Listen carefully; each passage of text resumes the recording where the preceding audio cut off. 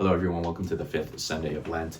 And, my favorite encyclical, probably of all times, but certainly of Pope Benedict's reign, was his encyclical on Hope Spe Salve, Saved in Hope. Because we need hope, and without hope, we've got nothing. And Jesus Christ is our hope. Okay. And right now we're living in a time of a mental health crisis, which was completely predictable. You don't have to be a prophet. It's what happens when we get rid of God or we put God to the side. Viktor Frankl, who was a survivor of the Holocaust and became a psychologist, predicted when he was looking at the United States in the 70s and 80s, he was just like, man, if things don't change in the United States, there's going to be a future of vast and deep pathologies. And he was absolutely right, and that's what we're dealing with today, because what we're doing is we're getting rid of God, and so now we have no hope.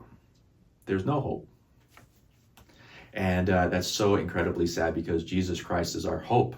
And sometimes I get criticized, and I know deacons, priests, and bishops do get criticized because we're moralizing, we're being too strong. Some even call us fundamentalists, and that's the new catchphrase that they like to call us if we take the Bible seriously, and saying that Jesus Christ has to be the center of everything, and anything that's not Jesus Christ will disappoint.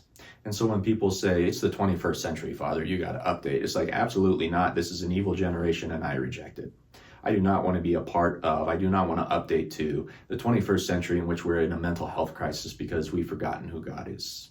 Absolutely not. I renounce it. I repent of having participated in it, and I reject it. And anyone else who wants to be on board with that needs to do the exact same thing, because everything else will disappoint. Jesus Christ is our hope. And that's what we see in today's gospel. Okay, there's a death of Jesus's great friend. Okay, and he's got his good friends Martha and Mary who are mourning about this.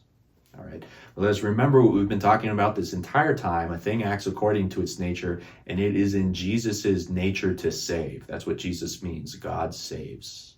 So Jesus is going to save. All right.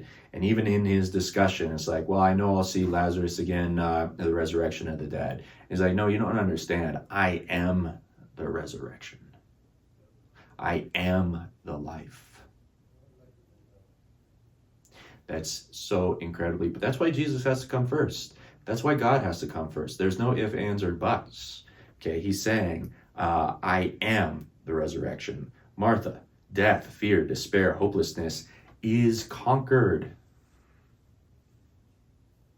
And we need that so incredibly badly. Okay, we get scared watching the news. I know that's hopelessness and death. Jesus has conquered that. But if we don't have that, that looks like it's the final say. Death, where is your victory? Death, where is your sting? We're going to celebrate that very soon. That's what Easter is all about. Jesus has conquered this hopelessness. He has conquered this depression and anxiety and this hatred, this terrible, violent hatred that people have for each other. Jesus has conquered it. But what we have to do is allow him to conquer that in our lives. If we want to hold on to that stuff, we can, but then there's no surprise then when we're depressed, we're anxious. And I don't mean to, some of us do have that, and we're doing our best with it. That's not what I mean. But for a lot of it, we need Jesus to conquer that in our lives. And this is getting repetitive because it's the thing that we need so badly.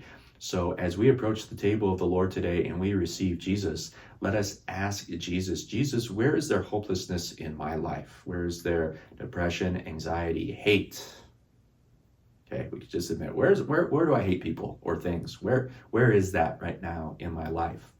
And Jesus, I need you to go in there and I need you to conquer that and speak the truth, which is you, into that you are the resurrection and the life, and all things are made new in you, so that one day we may see you in heaven face to face.